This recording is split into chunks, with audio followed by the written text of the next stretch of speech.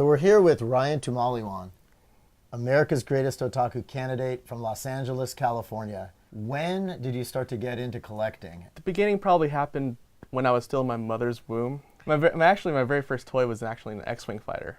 Okay. Like, I didn't have a baby rattle or a teddy bear. I had an X-Wing fighter. Probably like when I started collecting comic books. My very first comic was actually Punisher number 11. It just, it felt natural to go from comics to toys to anime and manga.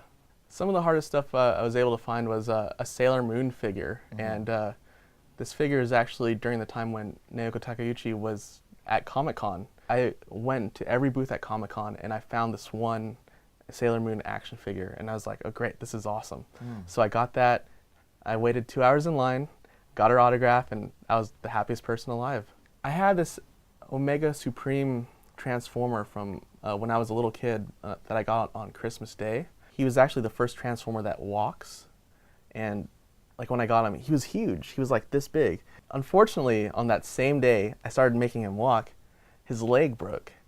So like, Christmas here, oh, bah humbug, he's broken.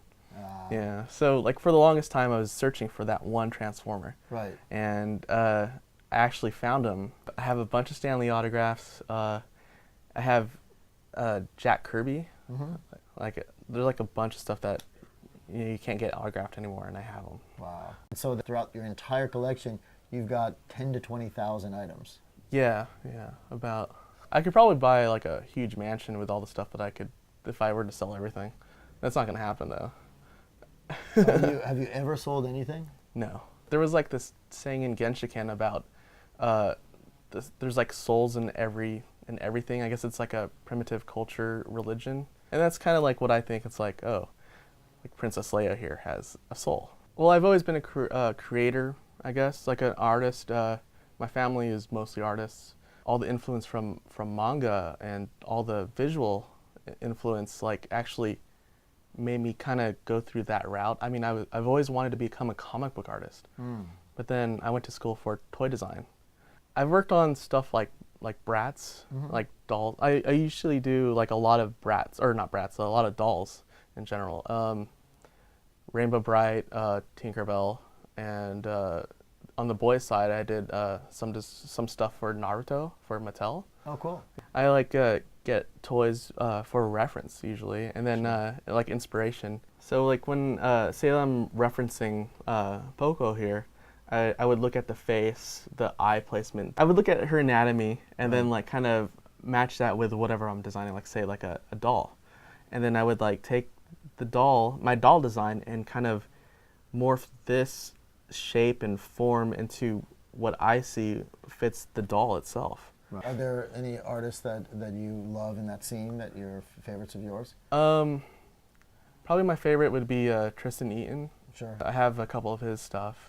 And have you ever designed your own toy as an urban vinyl type piece? Yeah.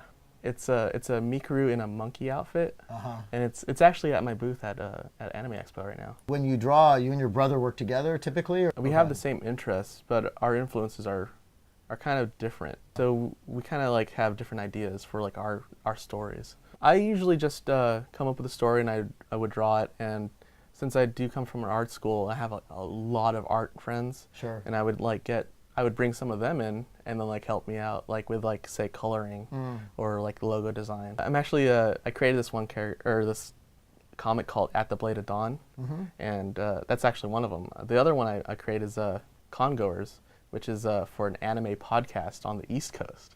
Folks, Ryan, is he America's Greatest Otaku? Is someone else America's Greatest Otaku? That's what we will see over the next few weeks.